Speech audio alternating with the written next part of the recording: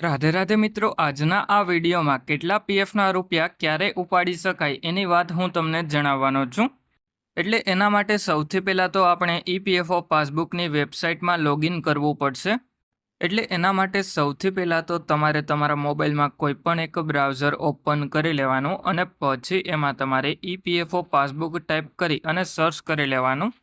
એટલે હવે મેં ફાયરફોક્સનું બ્રાઉઝર ઓપન કરી લીધું અને જો તમારા મોબાઈલમાં ક્રોમ બ્રાઉઝર હોય તો ક્રોમ બ્રાઉઝર ઓપન કરી અને ઈપીએફઓ પાસબુક ટાઈપ કરી અને સર્ચ કરી લેવાનું. એટલે પછી ઈપીએફઓ પાસબુકની ઓફિશિયલ વેબસાઇટ તમને જોવા મળી જશે અને આ વેબસાઇટની લિંક તમને વિડીયોના ડિસ્ક્રિપ્શનમાં પણ જોવા મળી જશે. એટલા માટે હવે આ પહેલી વેબસાઇટ ઉપર ક્લિક કરી લેવાનું.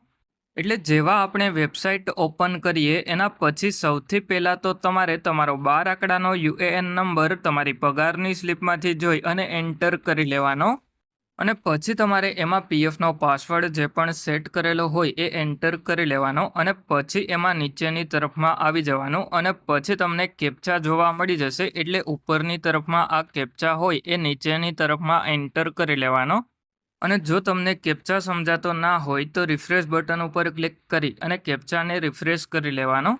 એટલા માટે હવે હું યુએએન નંબર, પીએફનો પાસવર્ડ અને કેપ્ચા એન્ટર કરી અને પછી સાઇન ઇન ઉપર ક્લિક કરી લઉં. એટલે પછી આપણે પીએફના કેટલા રૂપિયા જમા થયા એ જોવા મળી જશે. એટલા માટે હવે મેં યુએએન નંબર અને પીએફનો પાસવર્ડ એન્ટર કરી અને પછી સાઇન ઇન ઉપર ક્લિક કરી લીધું. એટલે પછી આપણે પીએફનું ટોટલ અવાઇલેબલ બેલેન્સ જોવા મળી જશે. એટલે હવે ઘણા બધા લોકો જ્યારે પણ પીએફના રૂપિયા ઉપાડવા માટે ક્લેમ કરે ત્યારે ટોટલ અવાઇલેબલ બેલેન્સમાં જે પણ પીએફના રૂપિયા હોય એ અમાઉન્ટ એન્ટર કરી લે. એના લીધે બધાના ક્લેમ રિજેક્ટ થતા હોય. એટલે ક્લેમ રિજેક્ટ ના થાય એના માટે ઉપરની તરફમાં આ 3 લાઇન ઉપર ક્લિક કરી પાસબુક ઉપર ક્લિક કરી અને પછી એમાં સિલેક્ટ મેમ્બર આઈડી ઉપર ક્લિક કરી લેવાનું. એટલે કે સિલેક્ટ મેમ્બર આઈડીની બાજુમાં ક્લિક કરી લેવાનું અને પછી જે પણ કંપનીના પીએફના રૂપિયા ઉપાડવાના હોય એ કંપની સિલેક્ટ કરી લેવાની અને પછી એમાં નીચેની તરફમાં આવી જવાનું. એટલે પછી જો તમારી નોકરી ચાલુ હોય અને તમારે તમારા પીએફના રૂપિયા ઉપાડવાના હોય તો એમ્પ્લોયી કન્ટ્રીબ્યુશનમાં જેટલા પણ પીએફના રૂપિયા હોય એમાંથી 75% જેટલા પીએફના રૂપિયા તમે ઉપાડી શકો. અને જો તમારે બધા જ પીએફના રૂપિયા ઉપાડવાના હોય તો જ્યારે પણ તમે નોકરી છોડી દીધી હોય એના પછી 2 મહિના પછી તમે તમારા બધા જ પીએફના રૂપિયા ઉપાડી શકો. એટલે હવે પીએફનું પેન્શન જોવા માટે નીચેની તરફમાં આવી જવાનું. એટલે નીચેની તરફમાં પીએફનું પેન્શન કેટલું જમા થયું એ પણ તમને જોવા મળી જશે. અને જો તમારે તમારું પીએફનું પેન્શન ઉપાડવાનું હોય તો 10 વર્ષથી ઓછી સર્વિસ હોય તો તમે તમારા પીએફનું પેન્શન જ્યારે નોકરી છોડી દીધી હોય એના પછી 2 મહિના પછી ઉપાડી શકો.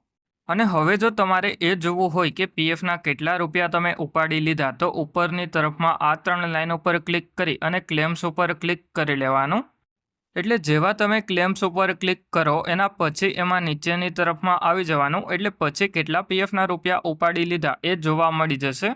અને એમાં પણ જો તમારો ક્લેમ રિજેક્ટ થયો હશે તો રિજેક્ટેડ ક્લેમમાં જોવા મળી જશે અને જો કોઈ ક્લેમ પેન્ડિંગમાં હોય તો પેન્ડિંગ ક્લેમમાં જોવા મળી જાય.